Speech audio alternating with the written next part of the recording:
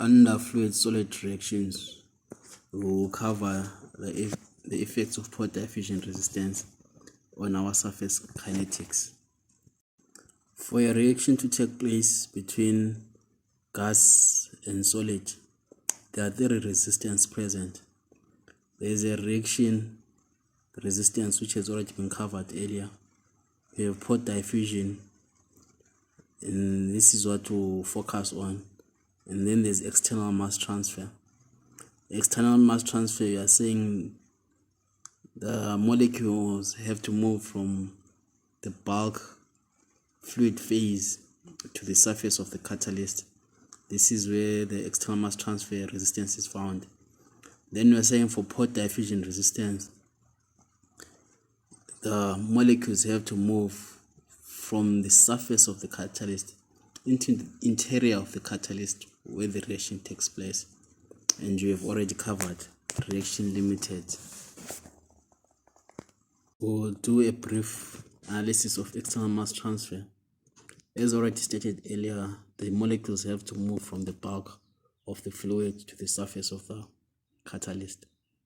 And at steady state, you can assume that there's no accumulation. Therefore, the rate at which the molecules are being passed from the bulk to the surface should be equal to the rate of reaction at the surface if there's no accumulation. And this can be represented by the equation given here, where Kma represents the mass transfer coefficient of A across the film and times the external surface area, and the same thing with the reaction external surface area times the rate of reaction. And then from these two equations, you can solve for the unknown term Ca.S, which is equal to that, and the overall rate of reaction will be equal to that. Overall rate of reaction will be equal to that. And then there are two special cases: a case where K, the rate constant for reaction, is way smaller than the rate constant for the mass transfer coefficient. Therefore, this case is said to be reaction limited, and the reaction is given there. Then the other extreme is when the mass transfer coefficient is way smaller than the rate transfer coefficient, and this case is said to be mass transfer limited, and the rate equation for this case is also given. A similar analysis can be done for heat transfer across the film, and using the same logic, the final equation that you get is the maximum temperature change across the film when delta S approaches 0, and that's the case when external mass transfer is controlling. And now we'll look at internal transport or internal mass transport. So there are three modes or four modes of transport that can happen in the pores of our catalyst. We have molecular diffusion. This is a case where the mean collision path for molecules is smaller than the pore of the diameter. Then we have the Nussden diffusion. This is a case where the mean collision path is now greater than the diameter of the catalyst, and hence the molecules have a higher tendency of colliding with each other. Then we have a case where you have single file diffusion. This is a case where the molecule size is almost similar to the pore size. And these are the three modes. Then we have a case where all the molecules are restricted, a case where the molecular size is greater than the pore diameter. And there is a term called the transition diffusivity, and it's given there, and it's made of two diffusion modes: the molecular diffusion and the Nussden diffusion. And from this term, the other term that is important is called effective diffusivity, and this will be, as a result, will be equal to porosity over torosity times the transition diffusivity. So in most cases, what you are given in literature or what you require is effective diffusivity. There are two important terms that are used to describe the extent to which a reaction has been slowed down by pore diffusion resistance. This is the thymodulus and effectiveness factor. We'll look at the derivation of the thymodulus. Presented on the slide is a pore. It's a pore of a catalyst, and from the surface of the catalyst it's labeled 0, and x represents any distance between 0 and L, where L is the length of the pore. And it can be observed that as a molecule moves from the surface of the catalyst into the interior of the pore, there's a decrease in the amount or in the concentration of P. And the assumptions of our derivations are as follows. Substance A is turned to a product P. Surface reaction is first order, particles isothermal, steady state, and the diffusion of A is characterized by effective diffusivity, dE. And if we were to do a material balance on this cylindrical pore, you get this. On this pore, you get this rate of input of A minus rate of input rejection is equal to 0. And this can be represented by this equation, where A is an area, where NA is a flux, and the flux in this case is driven by diffusivity, which is dE. And K is a rate constant for the first order reaction. Ca is the concentration of A at any time, and A is a surface area. They should be equal to 0. And if we use Taylor series or differential equations, this equation will reduce into this. And for us to solve this equation, we need boundary conditions.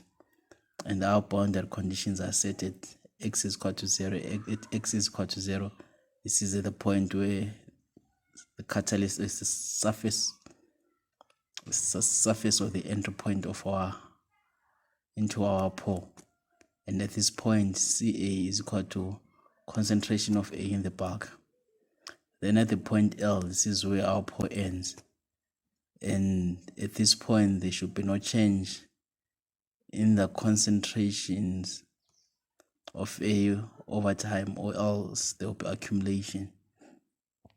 And then another thing that is given here, Ca is a function of diffusivity, position, concentration at the bulk, and the rate constant. And to simplify this equation, these dimensionless parameters are used, where the first one is capital letter X, which is X over L. We have already said X is any position along this length, along the length of the pore, while L is the length of the pore. And we have phi, which will be described as Ca concentration at any point over CAB, which should be the concentration at the back or at the entrance. If you submit those diametric parameters and put them in the equation, you'll get this. And from these two expressions, you can extract this term called the thymodulus. And the thymodulus basically measures the ratio of intrinsic reaction rate, which is represented by Ka, the ratio of that to diffusion rate, which is represented by dE. And for a case where thymodulus is big, if you submit those diametric parameters and put them in the equation, you'll get this. And from these two expressions, you can extract this term called the thymodulus. And the thymodulus basically measures the ratio of intrinsic reaction rate, which is represented by Ka, the ratio of that to diffusion rate, which is represented by dE. And for a case where the modulus is big, this tells us that dE is small.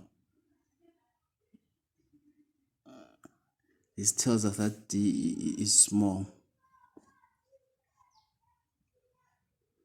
Therefore, there should be strong pore diffusion resistance. But for a case where the value is small, that tells us that dE is huge, and therefore there's negligible pore diffusion resistance. And we can solve that problem, that differential equation, and get a general solution. And this is our general solution. And from this general solution, we can make use of this boundary equation, these boundaries, to find the exact solution. And from this, if we solve those, you get this constant and get the general equation, or the equation for phi. And we know that therefore our phi will be equal to that. This brings us to the end of our phi modulus in this general equation. But another term that is important, we have said earlier, is the effectiveness factor. And effectiveness factor relates the observed rate over the maximum rate or intrinsic rate. And intrinsic rate meaning there won't be any pore diffusion resistance. So this can be written mathematically using the equation below. And if we substitute these terms based on the earlier derivation, you observe that the effectiveness factor is equal to parabola tan phi modulus over phi modulus. And this is used to describe to what extent the rate of reaction is slowed down. And there are three regions for this. The first region is where there is negligible pore diffusion resistance. This means the observed rate and the maximum rate are equal, and this approximately approaches 1. And this is observed when the phi modulus is less than 0.5. A part where there is a significant pore diffusion resistance is between 0.5 and 5. Here, the effectiveness factor is measured using the derived equation. And for a case where there is strong pore diffusion resistance, the effectiveness factor approaches 1 divided by the phi modulus.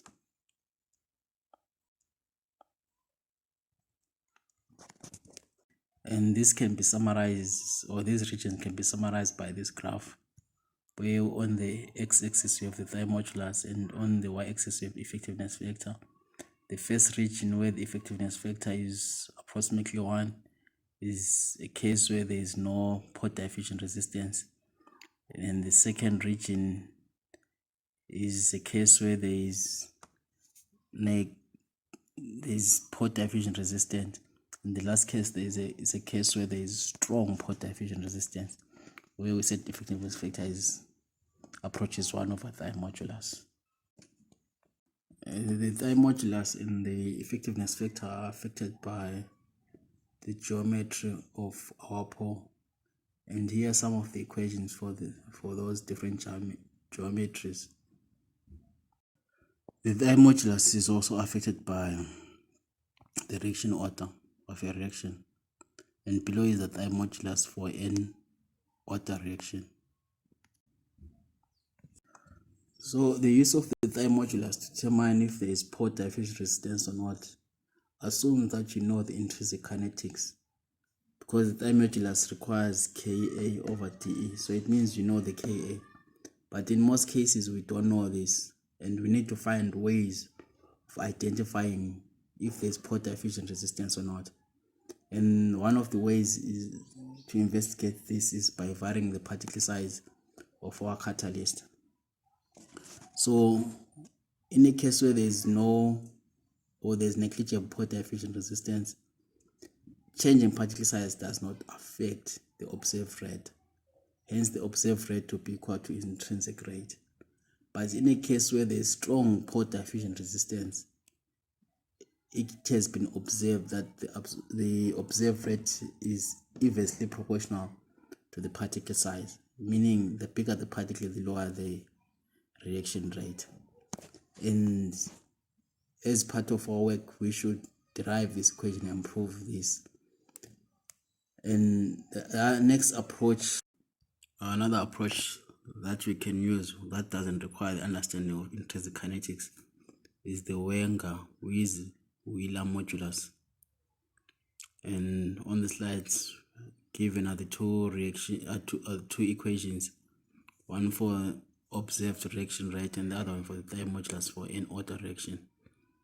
And the modulus is equal to effectiveness factor times time modulus squared.